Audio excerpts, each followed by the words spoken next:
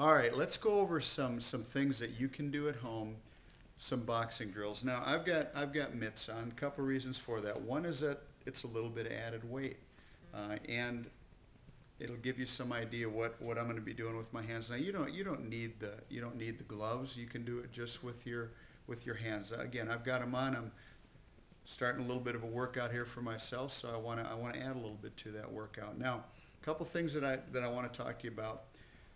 Boxing, doing it properly, is about turning your body. Now, here's one thing that we have to get over. I've talked to some people this week and talked to them about they should come in and try some boxing workouts with us, learning how to hit something. And they said, I really don't like the idea of hitting things. I said, you know what? We're not here to teach you how to hit somebody or hurt somebody. That's not the idea.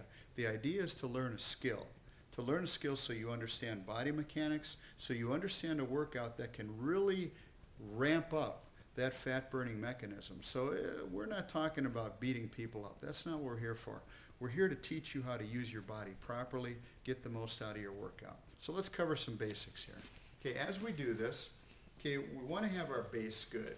Okay, anytime that you move any sport, any activity, you have to have a foundation. You have to be strong in your foundation. So your knees bent, you're essentially in a walking stance, feet one shoulder width apart, and your toes are turned to the side. And the reason for that, because you want to turn your body to the side. It protects you, and it also loads up your power. Your power is in your back hand. Okay, your front hand should be separated from it so that you're in a position where your knees are bent and you're comfortable. Body relaxed. Now, let me do some basic movement for you. And this, again, is something that you can do at home. Start slowly.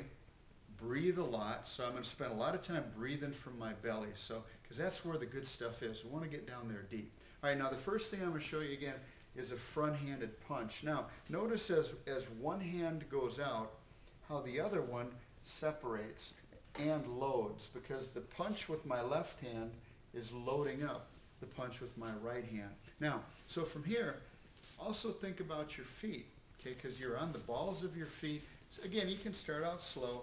The front foot is going to seek the target. It's going to move me towards the target. And that's important. Now, you start out a little bit slower, so we're going to do your front hand and your front foot.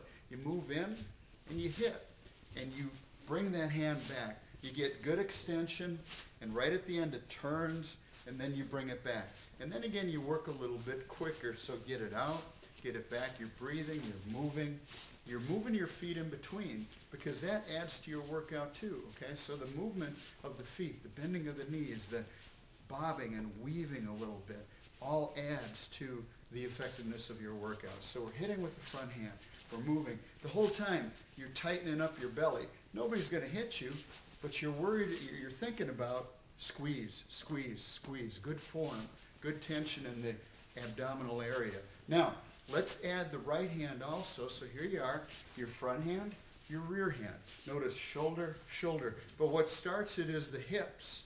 You want the power to come from the hips. All the punch is an extension of hip movement. Okay, and then as you get doing it a little bit, get quicker, think about as one goes out, the other comes back, and every time you throw, there's a recoil, like a whip snapping. And that's very important, because as you get better at this and as you keep practicing, you get better soon, you'll feel, hey, my body needs a little more challenge. And you do that by, again, quickness and pop, pop, so that everything comes back when you throw it out. Okay, so again, if you spend some time, I'm going to just move a little bit for you and just do some slower stuff.